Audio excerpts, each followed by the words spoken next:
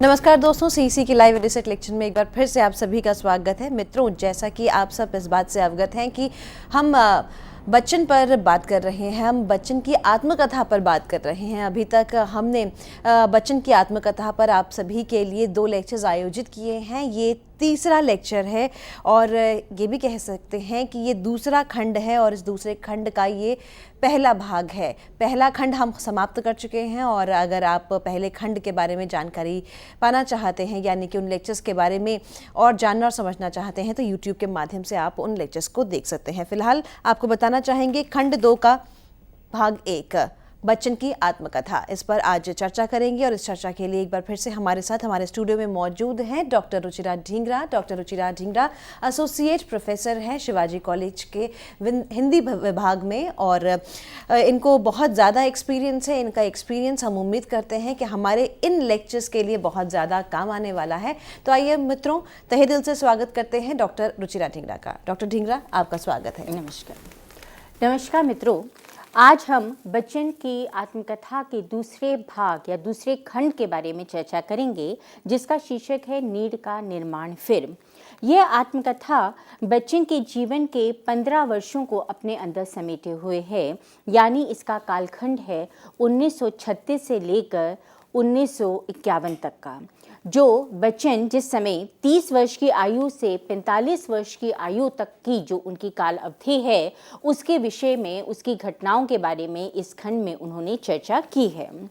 स्वयं वो इसको 1954 तक इस अवधि को रखना चाहते थे, किंतु फिर उन्हें लगा कि शायद ये खंड जो है वो बहुत अधिक विस्तृत हो जाएगा, वो इन घटनाओं में क्रम नहीं बिठा पाएंगे, और इसलिए उन्होंने इसकी घटनाओं को केवल 1951 तक ही समेट के रखा।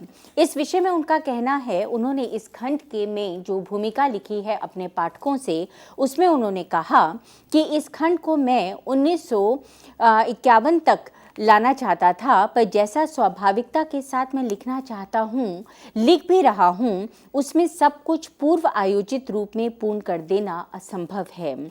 संभव कर भी दिया जाए तो कृत्रिमता आ जाने का भारी खतरा है। 1951 तक की घटनाएं ही उस आकार तक फैल गईं जिस तक पृष्ठ संख्या की दृष्टि से इस खंड को सीमित रखना था, और इसलिए उसके बाद की जो घटनाएं हैं उसको उन्होंने बसेरे से दूर तीसरे खंड में उन्होंने उसको लिया है। अपने इस खंड में कि उन्होंने चौथा जो उसका संस्करण है, उसमें उन्होंने 3 परिशिष्टों को भी समाविष्ट किया है, जिसमें उन्होंने अपनी रचनाओं के बारे में, उनके शीर्षकों के बारे में और उन काव्य रचनाओं में जो कविताएं उन्होंने संग्रहित की हैं, उनके विषय में उन्होंने चर्चा की है। नीड़ का निर्माण फिर जो शीर्षक है, वो कवि की जो काव्य ग्रंथ है निर्माण, उसकी प्रथम पंक्ति से उद्धृत है। नीड़ का निर्माण फिर इस पर आधारित है। श्यामा जी की मृत्यु के पश्चात जो नीड़ बच्चन जी का उजड़ गया था, अस्त व्यस्त हो गया था, उसको दोबारा से निर्मित करने की इच्छा से जब उनके मन में ये विचार आया कि उन्हें दोबारा से अपने जीवन को सुव्यवस्थित करना है, तब उन्होंने पुनः विवाह करने की इच्छा व्यक्त की, आकांक्षा व्यक्त की, और इस प्रकार से वो अपने जो उजड़ा हुआ नीड़ है उसको पुनः उसका निर्माण करने के लिए उद्यत हुए। इस विषय में उनका कहना था कि बरेली में आयोजित कवि सम्मेलन में जब वो गए तो वहाँ पर अपने मित्र के घर उनकी मुलाकात तेजी सूरी से हुई, और तेजी सूरी के सामने उन्हें ऐसा लगा कि उनका इतना अधिक आकर्षक व्यक्तित्व है, प्रतिभा संपन्न है, और वही शायद उनके उजड़े हुए नीड़ को पुनः निर्माण कर सकती हैं। और इस दृष्टि से वो तेजी सूरी के प्रति आकर्षित हुए और उनसे विवाह करने के लिए अपनी इच्छा उन्होंने उनके सामने व्यक्त की। उनका कहना है, जब मैं बरेली गया था तब मैंने स्वप्न में भी नहीं सोचा था कि इसी बरेली में 5 वर्ष बाद मेरी सगाई होगी और मेरे नीड़ का निर्माण फिर होगा। अदृश्य कहीं देख रहा था कि बरेली की उस यात्रा में ही मैं अपने नीड़ का पहला तिनका रख आया था। बच्चन जी ने अपनी आत्मकथा के चारों खंडों का शीर्षक किसी एक दृष्टिकोण को सामने रखकर किया है। उनकी आत्मकथा का पहला खंड क्या भूलूं क्या याद करूं इस बात को ध्वनित करता है कि जीवन की आपाधापी में घटित होने वाली असंख्य घटनाओं में से उन्होंने किन घटनाओं को अपने जीवन में याद रखा और किन घटनाओं को वो संयोग मात्र समझकर भूलने की चेष्टा करते हैं। इस द्वंद्व में कि मैं क्या भूलूं क्या याद करूं, ये द्वंद्व इस खंड की विशेषता को हमारे सामने लेकर आता है।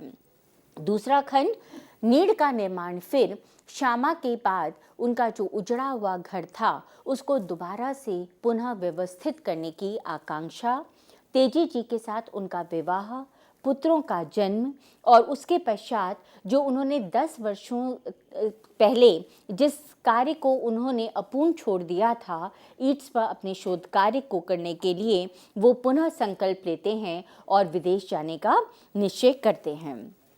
तीसरा खंड है उनका बसेरे से दूर, जहाँ पर उन्होंने उन घटनाओं को लिया है जब वो अपने नवनिर्मित जो उनका नीड़ था तेजी जी के साथ, उसे और बच्चों को छोड़कर अपने शोध कार्य को पूरा करने के लिए विदेश यात्रा के लिए गमन कर जाते हैं। और चौथा खंड दशद्वार से सोपान तक, इलाहाबाद में जो उनका घर था ललिताश्रम, जिसमें कुल मिलाकर खिड़की और दरवाज़ों की संख्या 10 थी और उसका नाम उन्होंने दशद्वार रखा।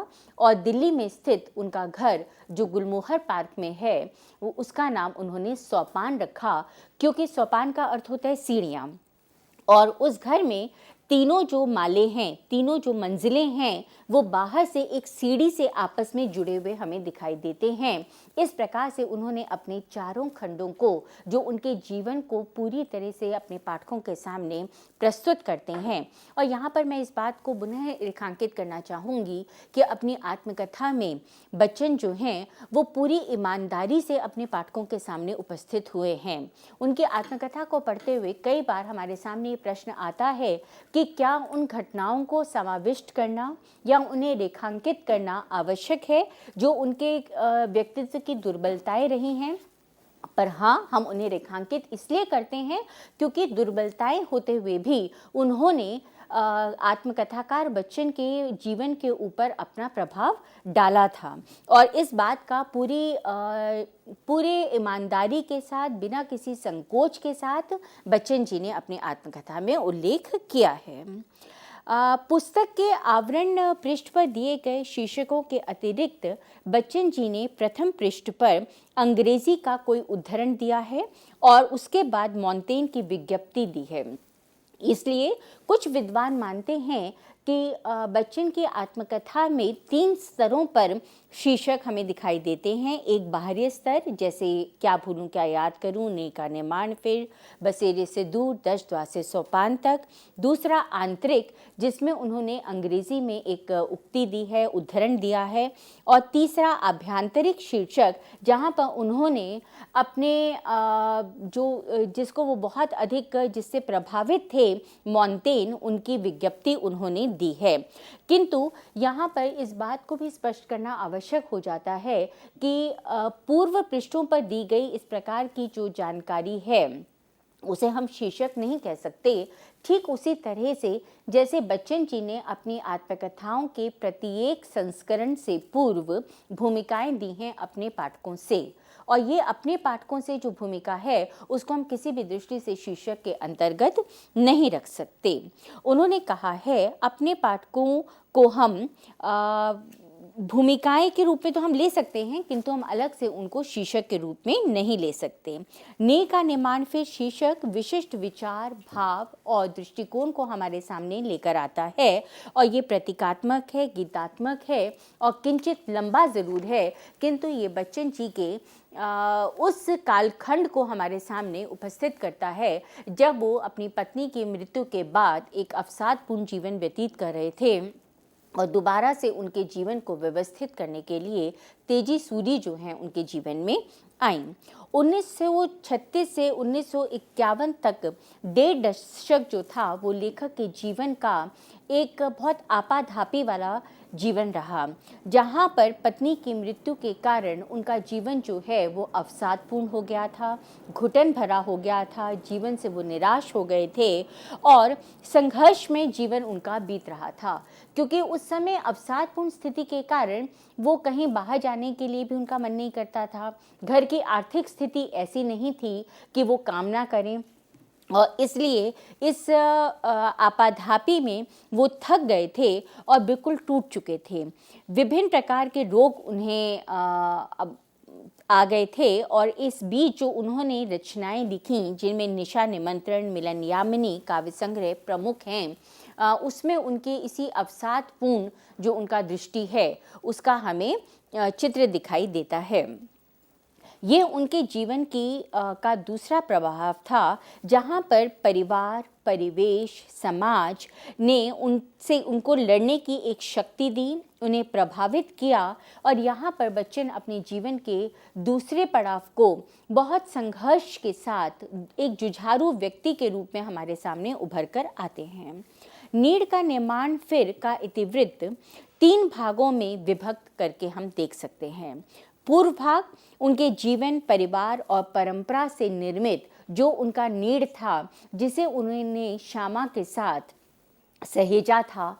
श्यामा जो उनकी पहली पत्नी हैं, श्यामा जो उनकी बाल सहचरी हैं, जिनके साथ उन्होंने अपने जीवन का बहुत ही एक सुंदर जो अंग था उसको उन्होंने जिया था, उस जीवन का नष्ट हो जाने का क्लाइमैक्स हमें दिखाई देता है।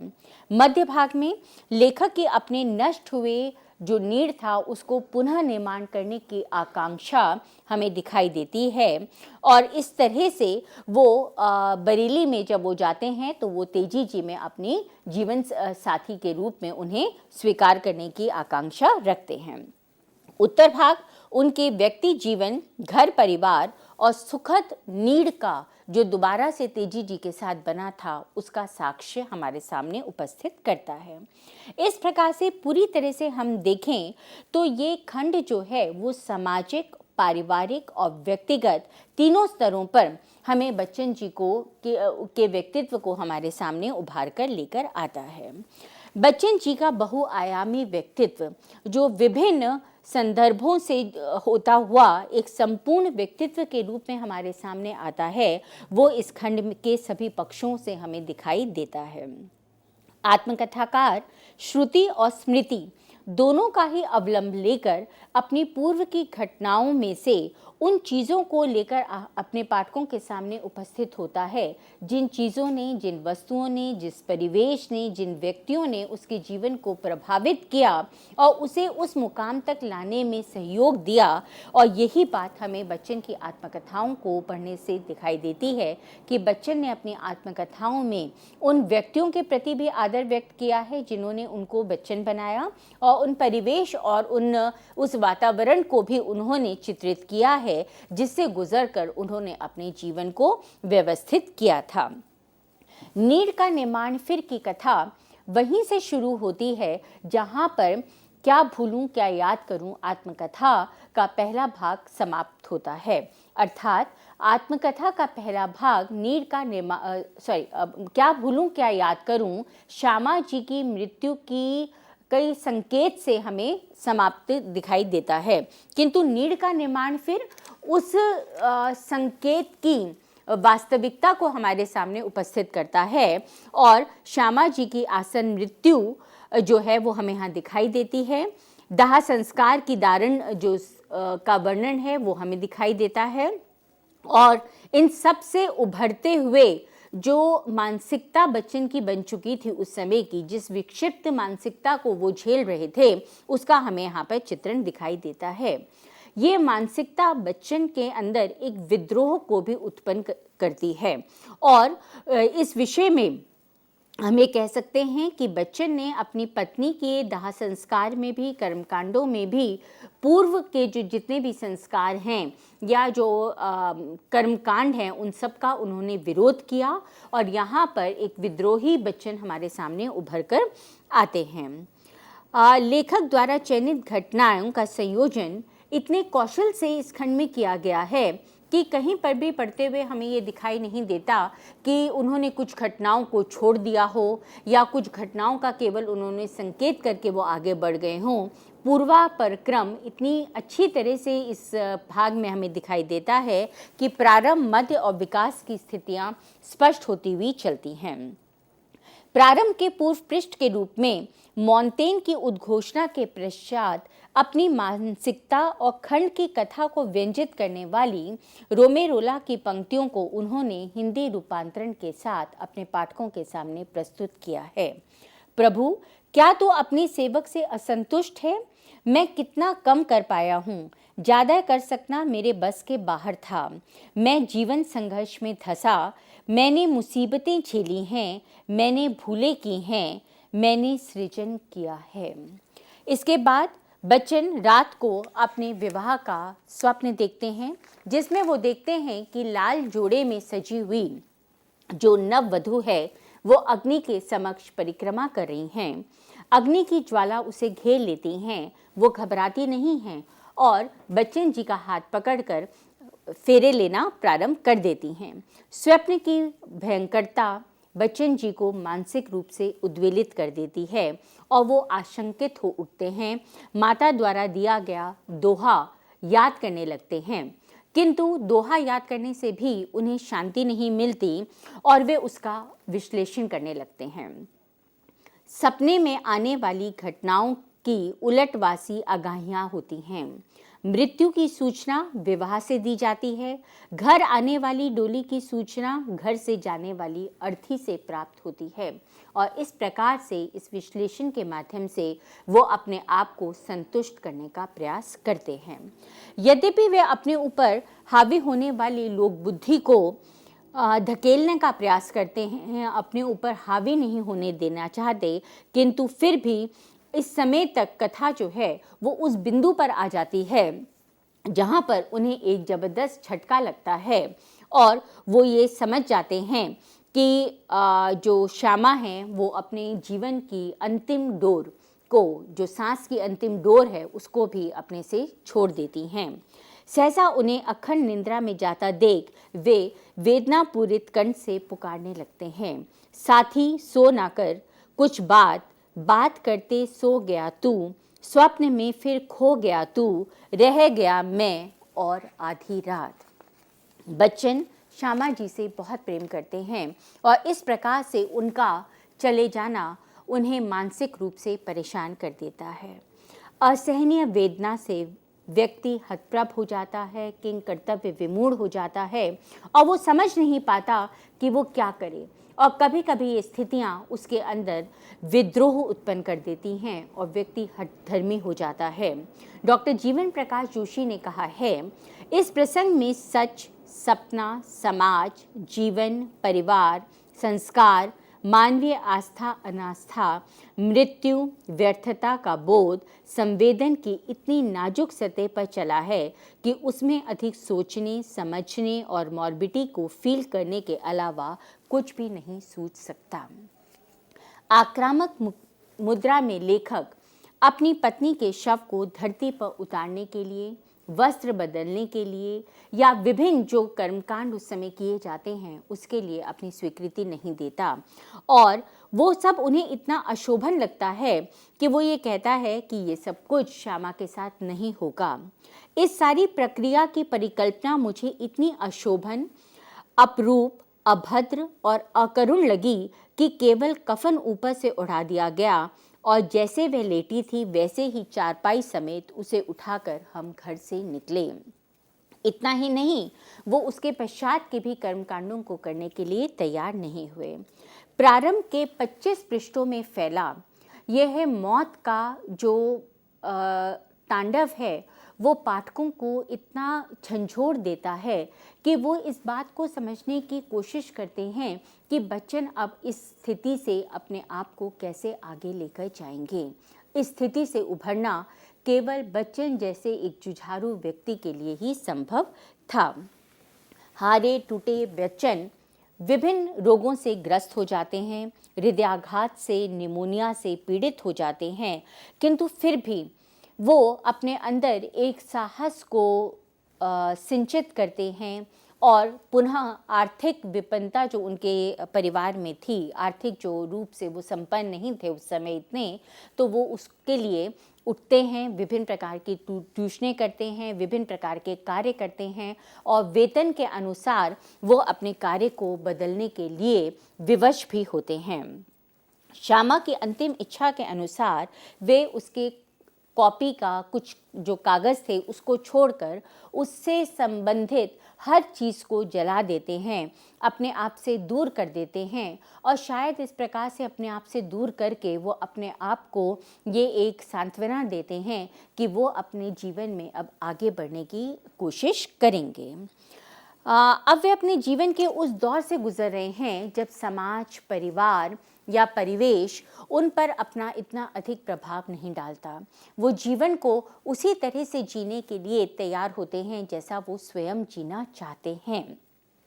इतिवृत्त का मध्य भाग बच्चन की अपने को पुनः स्थापित करने की आकांक्षा, इच्छा, प्रयत्नों को रेखांकित करता है। वे फतेहपुर, बरेली आदि में आयोजित विभिन्न कवि सम्मेलनों में भाग लेते हैं, रचनाएं लिखते हैं और अपने आप को किसी न किसी रूप में व्यस्त रखने का प्रयास करते हैं। इस समय की जो उनकी कविताएं हैं उसमें हमें उदासी, एक प्रकार की अशांति, घुटन और मानसिक तनाव जो है वो हमें दिखाई देता है। मधुशाला, मधुबाला आदि की रचनाएं भी इसी समय हुई और उन्होंने साहित्य जगत में अपने एक लोकप्रिय मकाम को हासिल किया। बरेली कॉलेज में आयोजित कवि सम्मेलन में उनकी 5 प्रकार की कविता के पाठ से विचलित होकर एक व्यक्ति के द्वारा आत्महत्या करने की घटना उनके जीवन की दिशा को मोड़ देती है और कवि बच्चन को लगता है कि क्या उनकी कविताएं व्यक्ति को इतनी आहत करती हैं कि वो अपना जीवन लेने के लिए विवश हो जाता है और वो इस प्रकार की रचनाएं पुनः ना करने का संकल्प करते हैं और ये चाहते हैं कि हमें कि उन्हें भी और उनके पाठकों को भी जीवन से लड़ने के लिए आगे आना चाहिए और उस निराशाजनक स्थिति से अपने आप को बचाकर रखना चाहिए। उन्होंने अपनी कविताओं में ये कहा, उसकी भावनाओं को इतना अधिक उभारा, इतना उबाल पर चढ़ाया, इतना उसमें उफान उठाया कि उसके पांव जमीन से उखड़ गए और वो मौत के पहियों के नीचे गिरा। एक प्रकार की अपराध भावना मेरी छाती को जकड़ने लगी। दिन में सैकड़ों बार इस प्रकार के प्रश्न मेरे मन में उठते, क्या उस युवक की आत्महत्या के लिए मेरी कविता उत्तरदायी थी? क्या मेरी कविता का प्रभाव यह होता है कि वह लोगों को जीवन से निराश कर देती है? क्या मेरी कविता जीवन का कोई विकृत चित्र लोगों के सामने प्रस्तुत करती है? क्या मेरी कविता मॉर्बिड है? और इस प्रकार की बातों से उनका मन विचलित हो जाता है और वो परिस्थितियों और अपने संपर्क में आने वाली जो लोग हैं उनके जीवन को परिवर्तित करने के लिए अपनी कविता का रुख बदल देते हैं।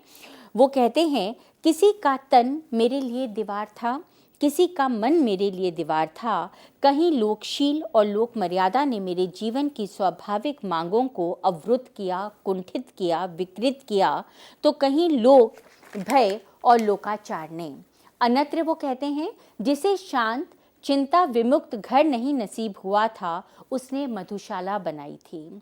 जिसे तन मन की सेहत संगनी नहीं मिली थी, उसने मधुबाला की कल्पना की थी।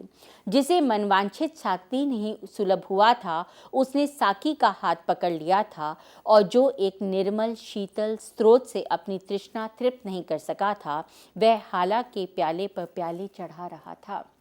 और यहाँ आकर कवि बच्चन ये संकल्प लेते हैं कि वो अपने जीवन से निराशा का शब्द हटाकर फेंक देंगे और वो खुद भी प्रेरित होंगे और अपनी रचनाओं के माध्यम से अपने पाठकों को भी प्रेरित करेंगे और जीवन संघर्ष में, जीवन संग्राम में निरंतर आगे बढ़ते जाएंगे। वे अपनी निराशाजनक कविताओं को ना लिखने का प्रण लेते हैं और ये भी प्रण लेते हैं कि वो अपनी जो शिक्षा का टूटा क्रम था उसको दोबारा से पुनः जोड़ेंगे और अपनी शिक्षा को आगे बढ़ाएंगे। इसी संदर्भ में उन्होंने इस बात का भी उल्लेख किया है कि उन्होंने अपने अभिन्न मित्र शमशेर जी को भी शिक्षा पूर्ण करने के लिए प्रेरित किया था। कथा श्रृंखला को अबाधित रूप से आगे बढ़ाने के लिए बच्चन जी कहीं कहीं पर कुछ कथाओं का समावेश करते हैं, कुछ प्रसंगों का समावेश करते हैं और यहाँ पर भी उन्होंने उस प्रसंग को दिया है जहाँ पर वो बताते हैं कि अफ्रीका में एक तेज भागता हुआ जानवर है और वो क्या करता है कि अपने शत्रु को सामने देखकर सहसा विपरीत दिशा में जोर से भागने लगता है।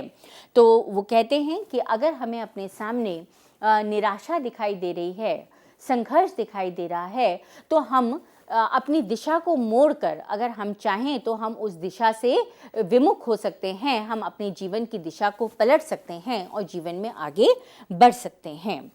स्नातक की शिक्षा पूर्ण करने के बाद उन्होंने अंग्रेजी में अपनी शिक्षा पूर्ण करने के लिए प्रयाग विश्वविद्यालय में प्रवेश लिया और इसी संदर्भ में उन्होंने वहाँ के वातावरण, वहाँ के सहयोगी, अपने साथ पढ़ने वाले व्यक्तियों के बारे में, अपने पढ़ाने वाले शिक्षकों के बारे में उन्होंने पूरा उल्लेख किया है।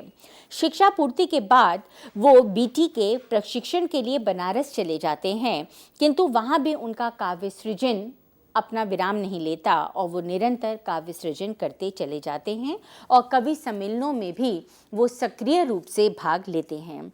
एकांत संगीत संग्रह के गीतों का सृजन उन्होंने इसी समय पर किया है।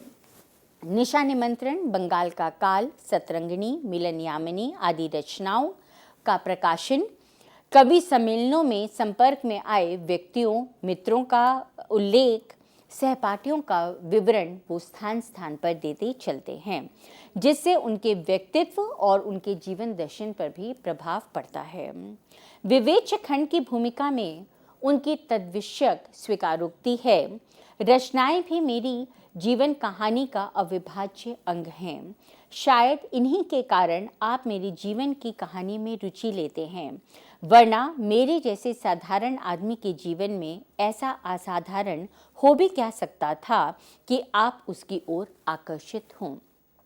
स्पष्ट है कि बच्चन स्वयं ये मानते हैं कि उनकी रचनाओं से उनका पाठक प्रेरित होता है और इसी प्रेरणा के कारण वो जानना चाहता है कि जिस कवि की रचनाएं पढ़कर वो आह्लादित होता है, जिस कवि की रचनाएं पढ़कर वो प्रसन्नचित्त होता है, जिससे प्रेरणा प्राप्त करता है, उस कवि का अपना स्वयं का व्यक्तित्व या उसके परिवार में कौन कौन है या उस लोगों का उसके व्यक्तित्व पर क्या प्रभाव पड़ा, इस बारे में भी वो जानना चाहता है और इसी जानकारी को अपने पाठकों से शेयर करने के लिए, साझा करने के लिए बच्चन आत्मकथा लिखते हैं।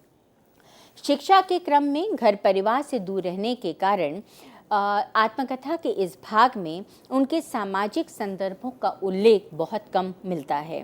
बच्चन जी के व्यक्तित्व और जीवन को जानने के लिए उनके द्वारा दिए गए वर्णनों, आत्मचिंतकों पर ही हमें निर्भर रहना पड़ता है।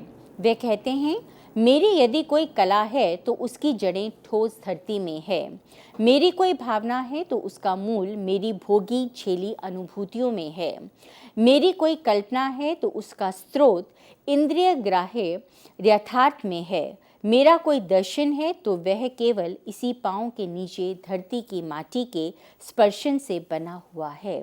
वायवी आकांक्षा अति मानवीय स्रोत मेरे लिए नहीं खुल सके हैं। और इस प्रकार से अगर हमें बच्चन को जानना है तो बच्चन को जानने के लिए हमें उनके विचारों को, उनकी अनुभूतियों को, उनके दर्शन को, उनके परिवार को, उनके पूर्वजों को, उनके समय को और उनके समय में उन व्यक्तियों को जानना बहुत ज़रूरी हो जाता है जिन्होंने बच्चन को बच्चन बनाने में अपना योगदान दिया था। बच्चन के जो रागात्मक संबंध हैं जो उनकी आत्मकथा में हमें दिखाई देते हैं वो 3 स्तरों पर हमें दिखाई देते हैं। पहला स्तर उन व्यक्तियों का है जिन्होंने उनके जीवन में को प्रभावित किया, जिनसे वो बालकाल से जुड़े रहे, जिसमें उनकी माता, उनकी बहनें, उनको बड़ा करने वाली जो लक्ष्मणियाँ थीं, उनका जो उनके साथ संबंध था वो आता है। इसके अतिरिक्त बनारस में बीटी कॉलेज में जो उनके साथ पढ़ने वाली सहपाठिनियाँ थीं, उनका वर्णन मिलता है, जिनके साथ कवि का कोई भावात्मक संबंध नहीं था, केवल शिष्टाचार तक ये संबंध सीमित था और शुभकामनाओं और कार्ड भेजने तक वो इस मित्रता का एक सीमा प्रदान करते हैं। दूसरे स्तर पर वो संबंध हैं जहाँ पर वो भावुक और संवेदनशील कवि के रूप में हमारे सामने आते हैं, जहाँ पर स्त्री जो है उनके लिए केवल दुर्बलता ही नहीं है, उनके जीवन को प्रेरित भी करती है। यहाँ पर आइरिस का उन्होंने उल्लेख किया है। आइरिस के गौरवर्ण का, नीली आँखों का, लहराते हुए केश और इकहरी देह दृष्टि पर वो इतने मुग्ध हो जाते हैं कि वो उनसे विवाह करने की इच्छा व्यक्त करते हैं। और ना केवल विवाह करने की इच्छा व्यक्त करते हैं, वो कविता आगे ना लिखने का उनसे प्रतिज्ञा भी करते हैं और धर्म परिवर्तन करने की भी अपनी इच्छा व्यक्त करते हैं। जब ये बात बच्चन अपने पिता को बताते हैं तो उनके पिता चिंतित हो उठते हैं। यद्यपि वो चाहते हैं कि बच्चन अपने जीवन में आगे बढ़ें, सुख की अनुभूति लें, सुखी जीवन यापन करें, किंतु बच्चन द्वारा धर्म परिवर्तन करना उन्हें स्वीकार्य नहीं होता। और यही बात उनको जब उनकी मृत्यु हो जाती है तो बच्चन इस अपराध बोध से अपने आप को मुक्त नहीं कर पाते और वो अपने पिता की मृत्यु का कारण स्वयं को मानने लगते हैं। वो ये भी लिखते हैं कि आइरिस के प्रति 2 वर्षों तक तृष्णा में झूलते रहने की उपयोगिता उन्हें बाद में समझ में आई कि इसी कारण वो विभिन्न जो उनके संबंध में वो गिर सकते थे या जो विभिन्न संबंध हो सकते थे उससे वो बचे रह गए। बच्चन जी के रागात्मक संबंधों का तीसरा आयाम उन लोगों के साथ उनका संबंध है जो बाद में प्रगाढ़ हो जाता है और विवाह में आकर परिणत हो जाता है। ज्ञान प्रकाश जौहरी के यहाँ बरेली में जब वो तेजी सूरी से मिलते हैं तो उन्हें देखते ही उन्हें लगता है कि अब उनके जीवन में जो भटकाव की स्थिति थी वो समाप्त हो गई है और उन्हें अपनी सच्ची जीवन साथी, सहचरी, प्रेमिका और जिनके साथ वो अपने जीवन के हर सुख और दुख को बांटना चाहते हैं वह व्यक्ति मिल गया है, अर्थात उनकी तलाश जो है वो खत्म हो गई है और कालांतर में वो उनके साथ परिणय सूत्र में बन जाते हैं। उनकी नारी विषयक जो खोज थी वो यहाँ पर आकर विश्राम ले लेती है। अपनी काव्य पंक्तियों में वो अपनी अभिप्सित नारी के विषय में भी बताते चलते हैं। यहाँ पर वो अपने दायित्वों से विमुख हमें कहीं पर भी दिखाई नहीं देते। तेजी के साथ अपने पति के दायित्व का निर्वाह करते हैं। कालांतर में पुत्रों के जन्म के बाद निरंतर वो इस बात के लिए चिंतित रहते हैं कि कहीं उनके पुत्रों को किसी चीज़ की कमी ना हो, वो पिता के रूप में अपने दायित्वों से विमुख ना हो, अर्थात वो अपने जीवन के जितने भी दायित्व हैं, चाहे पुत्र के रूप में, पति के रूप में या पिता के रूप में, उन तीनों ही रूपों को वो पूरी तरह से उनका निर्वाह करते हैं। कथा के तीसरे अंश में तेजी जी से विवाह के पश्चात उनका जो उजड़ा नीड़ था वो पुनः बस जाने की कहानी अपने आप में समेटे हुए है। यहाँ ये हमें रेखांकित करना पड़ता है कि उनका जीवन चाहे अब सुव्यवस्थित हो गया था किंतु फिर भी उनके जीवन में उठापटक जो है वो खत्म नहीं होती है। सुख दुखात्मक घटनाएं उनका पीछा नहीं छोड़ती और जहाँ पर उनके जीवन में सुखद घटनाएं हुई, तेजी जी से विवाह हुआ, पुत्रों का जन्म हुआ, विभिन्न उन्होंने काव्य रचनाएं लिखी, उनका प्रकाशन हुआ, काव्य जगत में उन्हें एक स्थान प्राप्त हुआ, वहीं पर अनुज और माता की मृत्यु का घोर आघात भी उन्हें सहना पड़ा, जिससे वो एक बार डगमगाए अवश्य किंतु तेजी जी के साथ के कारण वो दोबारा से संभले और अपने जीवन को आगे उन्होंने व्यवस्थित रूप में आगे बढ़ाया। 10 वर्ष पूर्व ईट्स पर प्रारंभ किए गए अपने शोध कार्य को भी पुनः से प्रारंभ करने की इच्छा भी उन्होंने इस समय व्यक्त की है और इस जो खंड है नींव का निर्माण, फिर उस खंड का समापन इस बात से वो करते हैं कि वो ईट्स के शोध कार्य के लिए विदेश उनका गमन होता है। आत्मकथा मूलतः आत्म की कथा होती है, किंतु वो केवल आत्म की ही नहीं है। उस आत्म को विकसित करने के लिए जो आत्मेतर पात्र हैं उनके बारे में भी आत्मकथा में आत्मकथाकार बताता चलता है।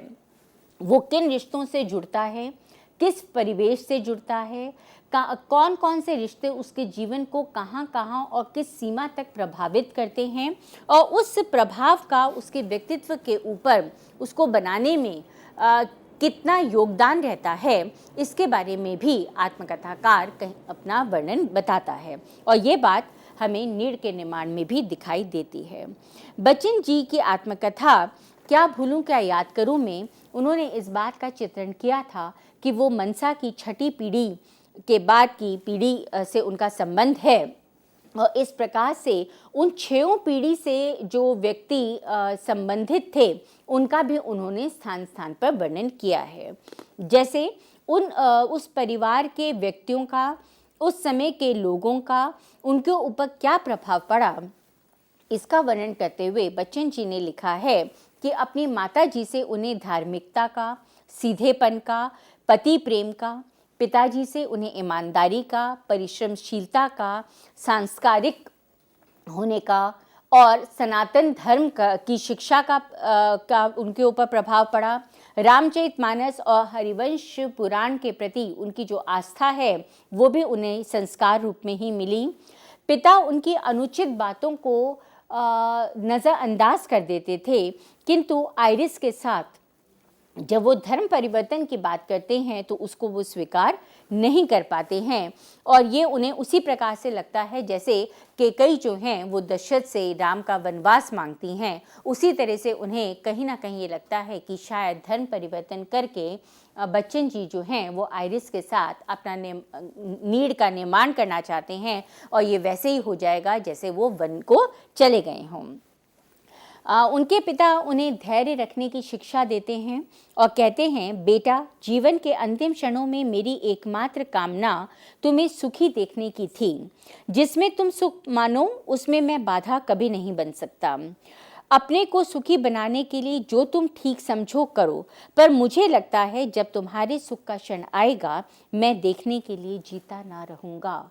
और शायद पिता का ये शक, ये संशय सार्थक हो जाता है और यथार्थ में उनके पिता इहलोक को छोड़कर परलोक चले जाते हैं, और उनकी मृत्यु के लिए बच्चन अपने आप को उत्तरदायी मानते हैं और जीवन पर्यंत अपने आप को कभी क्षमा नहीं कर पाते।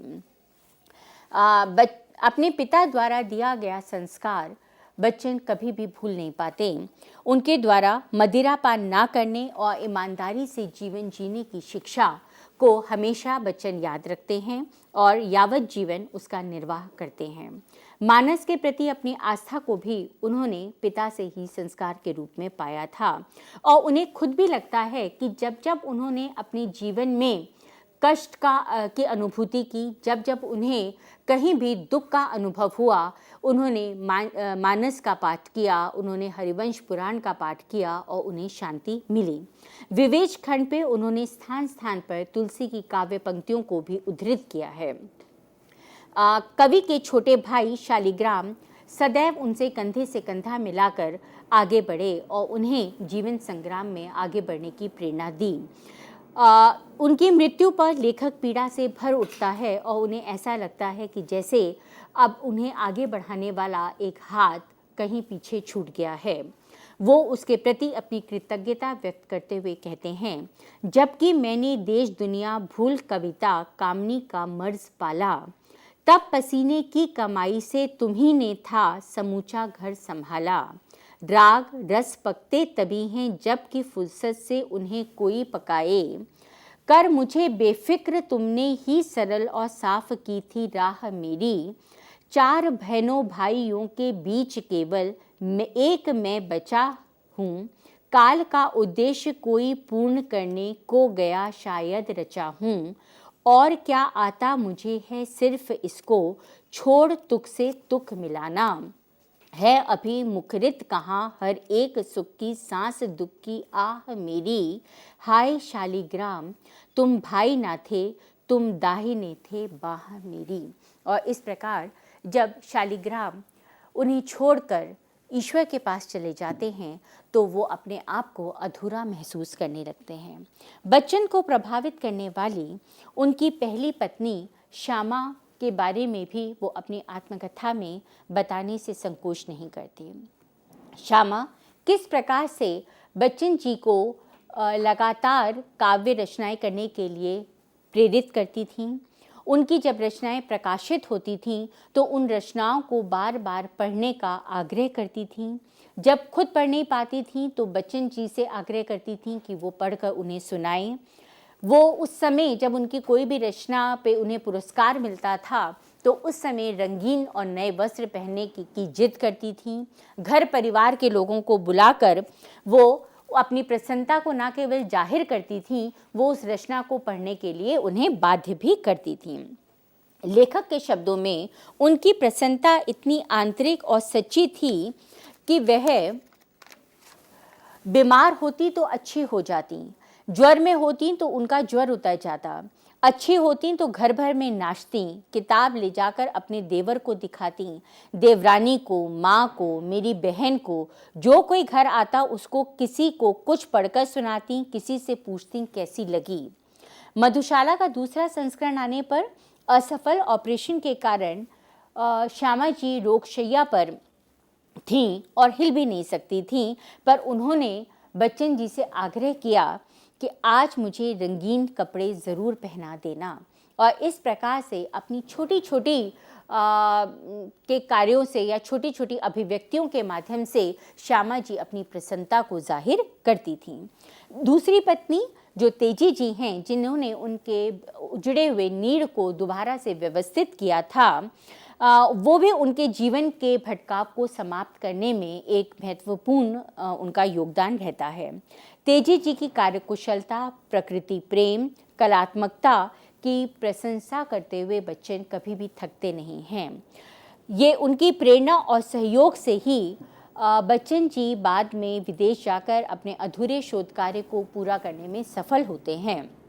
श्यामा के पश्चात जो उनमें सौंदर्य के प्रति जो उनका आग्रह था वो तेजी जी पे जाकर खत्म हो जाता है। चाहे उन्हें अपने प्रेम का प्रतिदान हर समय ना मिला हो, तथापि उनकी जो ये मृग तृष्णा थी, जो भटकाव था, उसे तेजी जी ने आकर समाप्त किया और उन्होंने ये माना कि उनका जीवन तेजी जी से विवाह के पश्चात एक स्थिर रूप ले लेता है। बनारस से बीटी करते समय प्रयाग विश्वविद्यालय से स्नातकोत्तर विषय में द्वितीय वर्ष में शिक्षा पूर्ण करते हुए उनके साथ जो सहपाठनें थीं, उनका भी उनके जीवन पे निश्चित रूप से प्रभाव पड़ा और इसका भी उन्होंने स्थान स्थान पर उल्लेख किया है। अपने मित्रों में बच्चन जी ने ज्ञान प्रकाश जोरी, प्रकाश कपूर, आदित्य प्रकाश, ब्रजमोहन, शमशेर, इन सब का उल्लेख किया है और उनके प्रति आभार भी व्यक्त किया है कि उनके कारण ही वो अपने काव्य जगत में इतना मुकाम हासिल कर पाए और उन्होंने उनके जीवन को अधिक व्यवस्थित और सुव्यवस्थित करने में महत्वपूर्ण योगदान दिया है। अवकाश के समय और कवि सम्मेलनों से लौटते समय वे अपने इन मित्रों के पास जाया करते थे और उनसे कविता के विषय में और अपनी रचनाओं के विषय में उनके विचार विमर्श होते थे, उनके सुझावों को वो सुनते थे और उन सुझावों के माध्यम से ही वो अपनी रचनाओं में कई बार फेरबदल भी करते थे। ब्रजमोहन के कारण ही वो शमशेर जी से मिले थे और ज्ञान प्रकाश के कारण वो तेजी जी से मिले थे और इसलिए इन दोनों के प्रति उन्होंने अपना आभार जो है वो विशेष रूप से ज्ञापित किया है। इसके अतिरिक्त उन्होंने दिवाकर प्रसाद मुखर्जी, मनोरंजन प्रसाद वेदव्यास, चंद्रगुप्त विद्यालंकर से भी उनकी आत्मीयता थी और इसका उल्लेख भी उन्होंने नीड़ के निर्माण में किया है। विश्वविद्यालय में अपने शिक्षकों से भी वो निश्चित रूप से बहुत अधिक प्रभावित थे और उन जैसा बनना चाहते थे, और इसमें वो डॉक्टर अमरनाथ झा से विशेष रूप से प्रभावित रहे हैं। उन्होंने उनकी नियुक्ति प्रयाग विश्वविद्यालय में करवाकर उनके जीवन को एक विशेष दिशा भी दी थी। यद्यपि बच्चन जी को उनका आत्मकेंद्रित अभिमानी स्वभाव और रुक्ष व्यवहार कभी कभी पसंद नहीं आता था, तथापि वे उनके प्रति कृतज्ञ भाव ज्ञापित करते हैं। अंग्रेजी विभाग के अन्य अपने शिक्षकों एस.सी. देव, आर.एन. देव, डॉक्टर दस्तू, लीलाधर गुप्त, शिवानंद आदि की प्रतिभा की भी प्रशंसा बच्चन जी ने नीड़ के निर्माण में की है। और इस प्रकार हमें बच्चन जी के व्यक्तित्व का वो पक्ष भी हमारे सामने आता है जहाँ पर वो अपने सहयोगियों से प्रभावित होते हैं और उनके गुणों की प्रशंसा करने में भी खुलकर उनकी प्रशंसा करते हैं। वहाँ पे कहीं पे संकोच नहीं करते, ईर्ष्या नहीं करते। और ये किसी भी व्यक्ति के जीवन का ये एक बहुत सुंदर पक्ष होता है कि वो दूसरों से प्रभावित भी हो और उनकी प्रशंसा भी करे। कवियों में और साहित्यकारों में बच्चन जी नरेंद्र शर्मा, निराला, पंत, दिनकर, प्रभाकर माचवे, नेमीचंद जैन, चंद्रगुप्त विद्यालंकर, गिजा कुमार माथुर इन सब से प्रभावित हुए, क्योंकि ये सब उनके समकालीन कवि और साहित्यकार थे। दिनकर की गंभीरता, ओजस्विता, निराला का दबंग व्यक्तित्व, पंत जी का सस्वर कविता पाठ करना और प्रभाकर माचवे की आत्मीयता ने उन्हें इस कदर प्रभावित किया था कि वो ये सब गुण अपने अंदर समावेश करना चाहते थे। कालांतर में गिजा कुमार माथुर द्वारा अपनी काव्य पंक्ति को गलत उद्धृत करने पर वो गुस्सा भी हो जाते हैं और पंत जी के द्वारा कुली कहने पर आहत होते हैं, और इस बात की चर्चा भी उन्होंने नीड़ के निर्माण में की है। राजनीतिज्ञों में उनका परिचय सरोजनी नायडू, जवाहरलाल नेहरू, इंदिरा गांधी और उनके परिवार से था, किंतु उन्होंने कभी भी अपने इन संबंधों से लाभ उठाने का प्रयास नहीं किया। उनके संपर्क में आए व्यक्तियों से वो प्रभावित हुए और उन्होंने न केवल उनके परिवेश का निर्माण किया, अपितु उनको पूर्णता प्राप्त करने में भी अपना सहयोग दिया। आत्मकथा का लेखक आत्मकथा का नायक भी होता है और कथावाचक भी होता है। नीड़ के निर्माण में हमें बच्चन के बहुमुखी व्यक्तित्व के दर्शन होते हैं। वे प्रारंभ से ही कथा का सूत्र अपने हाथ में ले लेते हैं और विभिन्न घटनाओं के माध्यम से अपने परिवेश की सृष्टि करते चलते हैं। शारीरिक दुर्बलता, आयु से कम दिखना, अडिग रहना, इच्छा शक्ति होना, संकल्प निष्ठा होना, महत्वाकांक्षी होना और विभिन्न परिस्थितियों से जूझते हुए अपने जीवन को आगे बढ़ाना, ईर्ष्या, द्वेष आदि भावों से जहाँ तक हो सके अलग होना, ये सब चीज़ें उन्हें संस्कार रूप में प्राप्त हुई थी और ये हम नीड़ के निर्माण में स्थान स्थान पर देखते हैं। मनुष्योचित दुर्बलता, जो पीढ़ियों से उनके संस्कार उनमें आए थे, उनके प्रति उनका विश्वास होना, कहीं कहीं रूढ़ियों से विरोध करना, धार्मिक अंधविश्वासों पर आघात करना, ये सब भी उनकी जो बातें हैं वो हमें आत्मकथा के इस अंश में दिखाई देती हैं। जाति से बहिष्कृत लोगों के साथ बैठकर मित्रवत भोजन करने के कारण उन्हें किस प्रकार से अपनी जाति से विमुख कर दिया गया था, इसका चित्रण भी उन्होंने आत्मकथा में किया है। श्यामा जी की मृत्यु के बाद उन्होंने संबंधियों को काहुत नहीं कहलाई और इसलिए भी उन्हें घोर विरोध का सामना करना पड़ता है।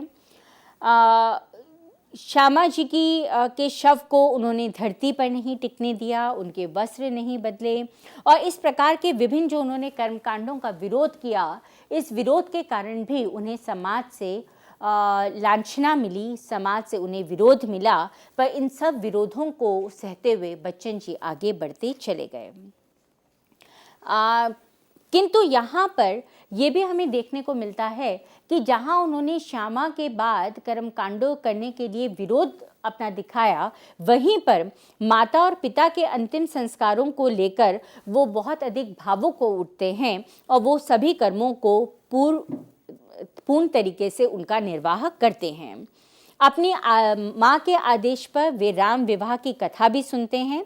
उनके अनुसार संस्कारों ने मुझे ऐसा बहुत कुछ मानने के लिए विवश किया है जो तर्क की कसौटी पर खरा नहीं उतरता। संस्कारों के अनुसार विश्वासों अंधविश्वासों में रहते जाने को मेरा मन सहज स्वीकार नहीं करता। बहुत स्थानों पर मेरे तर्कों ने मेरे संस्कारों पर विजय पाई है, पर बहुत जगहों पर मैं अपने संस्कारों से पराभूत भी हुआ हूँ।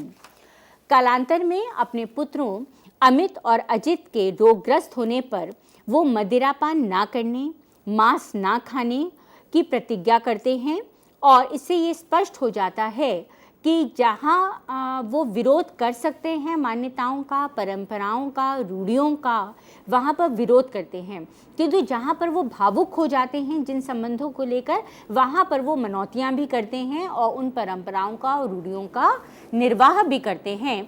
और शायद ये मनुष्य की दुर्बलता ही है कि कई बार उसे उन कामों को करना पड़ता है जो काम वो तर्क की कसौटी पर करने के लिए अपने आप को स्वीकृति नहीं देता। ईमानदारी आत्मकथा की पहली और अनिवार्य शर्त होती है। बच्चन जी ने यथासंभव अपनी आत्मकथा में इसका पालन किया है।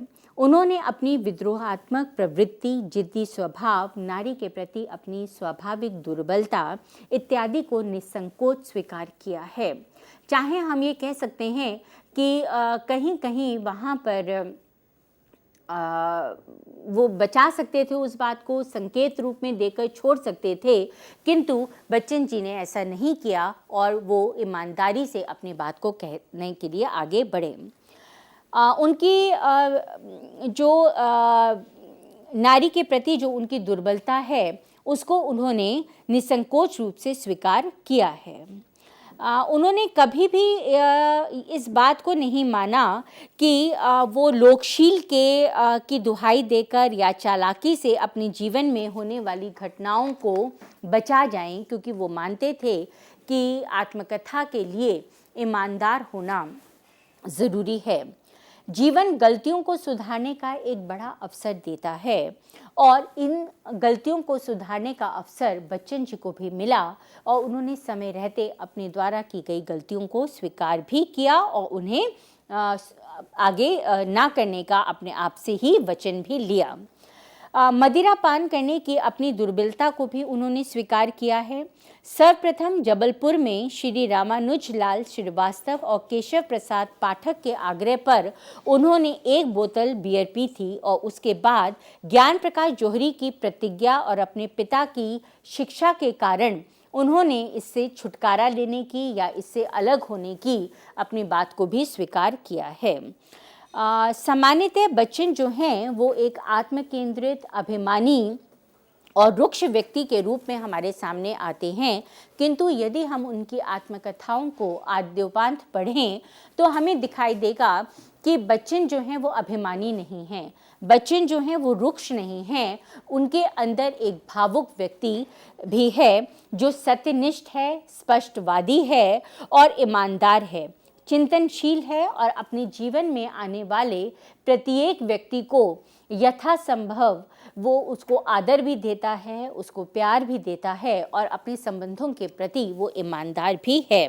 वो दूसरों की पीड़ा से ना केवल संत्रस्त होते हैं, वो उसके साथ खुद भी उस पीड़ा को भोगने का प्रयास करते हैं और अपनी सामर्थ्य के अनुसार उसकी पीड़ा का निवारण करने का भी प्रयास करते हैं। पिता और पुत्र के रूप में भी यदि हम देखें तो वो अपने परिवार के व्यक्तियों के कष्टों से कष्ट का अनुभव करते हैं और यथासंभव उन्हें समाप्त करने का प्रयास भी करते हैं। आगे हम इस आत्मकथा का विवेचन विश्लेषण अगली बार करेंगे और यहाँ तक हमने ये जाना कि वो एक भावुक व्यक्ति के रूप में हमारे सामने उभर कर आए हैं। धन्यवाद। जी, इसी के साथ हम धन्यवाद देना चाहेंगे डॉक्टर रुचिरा ढींगरा का, जिस तरीके से उन्होंने इस खंड 2 के अंतर्गत जो व्याख्या की है बच्चन की आत्मकथा पर। उम्मीद करते हैं कि आप सभी कुछ नए पहलुओं से अवगत हुए होंगे और आपको आज का ये लेक्चर ज़रूर पसंद आया होगा। तो डॉक्टर ढींगरा, हम निरंतर बच्चन साहब के बारे में जानने और समझने की कोशिश कर रहे हैं, उनकी आत्मकथा के बारे में। अगर हम किसी भी व्यक्ति विशेष के बारे में बात करें, चाहे कोई सामान्य व्यक्ति ही क्यों ना हो, पर जब हम साहित्यकार के बारे में बात करते हैं, किसी भी ऐसे महान साहित्यकार के बारे में जिनके जाने के बाद भी आज हम उनकी कृतियों को जानते, पढ़ते और समझते हैं, तो कहीं ना कहीं क्या किसी भी व्यक्ति के व्यक्तिगत जीवन, हर व्यक्ति शायद अपने व्यक्तिगत जीवन को पन्नों पर नहीं उतार पाता, पर शायद एक महान साहित्यकार या कोई भी ऐसा साहित्यकार जो अपनी व्यक्तिगत जीवन की कुंठाएं हो गई, चाहे प्रेम हो गया, चाहे द्वेष हो गया, उसको आसानी से उतार पाता है। तो क्या हम कह सकते हैं कि व्यक्तिगत जीवन कहीं ना कहीं साहित्यकार को मदद करता है अपने साहित्य को पन्नों पर उतारने में? निश्चित रूप से, क्योंकि साहित्य या रचना क्या है, वो वही है जो कुछ हम अनुभव करते हैं, चाहे वो व्यक्ति के धरातल पर हो, समाज के धरातल पर हो, परिवार के धरातल पर हो। वो घटनाएं जो हमें अंदर ही अंदर आंदोलित करती हैं, वो हमें एक ये बाध्य कर देती हैं, वो भावनाएं हमें बाध्य कर देती हैं कि हम उसको पन्नों पर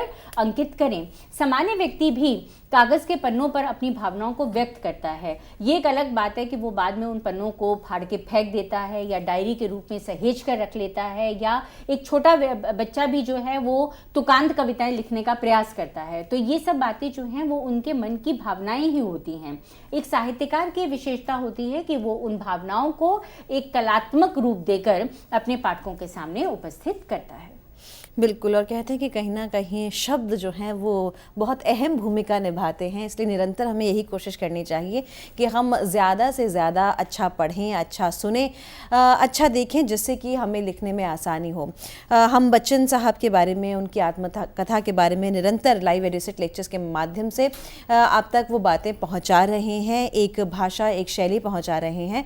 हम यही उम्मीद कर रहे हैं बार बार कि इस तरीके के लेक्चर्स आपके व्यक्तिगत जीवन में एक बदलाव लाएं, क्योंकि कहते हैं कि बदलाव प्रकृति का नियम है। और जब हम साहित्यकारों को, उनकी कृतियों को, और कहीं ना कहीं अगर हम आत्मकथा की बात भी करें तो हम उनके बारे में जान पाते हैं और अपने जीवन में बदलाव के लिए सोचते हैं। तो मित्रों, हम यही चाहेंगे कि अगर आपके कोई भी सुझाव हैं या आप कोई प्रश्न पूछना चाहते हैं तो आप हमें ईमेल कर सकते हैं। हमारी ईमेल आईडी है info.cc@nic.in। आपके सुझावों का भी यहाँ पर स्वागत है, और साथ ही साथ बताना चाहेंगे कि अगर आप इन लेक्चर्स को देखना चाहते हैं तो जल्द आपके लिए इन लेक्चर्स को हम YouTube पर अपलोड कर देंगे, जिससे के लिए आपके लिए आसानी हो जाए कि आप जितनी बार चाहें इन लेक्चर्स को देख पाएँ। तो हम आगे भी चर्चा करेंगे बच्चन की आत्मकथा पर। अभी काफ़ी खंड, काफ़ी भाग जो है वो बाकी हैं आप तक पहुंचाने के लिए। तो नए साल पर हम बिल्कुल ज़रूर मिलने वाले हैं अगले वर्ष और बात करने वाले हैं बच्चन की आत्मकथा पर आगे। तो इसी के साथ डॉक्टर रुचिरा ढींगरा का मैं एक बार फिर से धन्यवाद देना चाहूँगी। डॉक्टर ढींगरा, आपका धन्यवाद।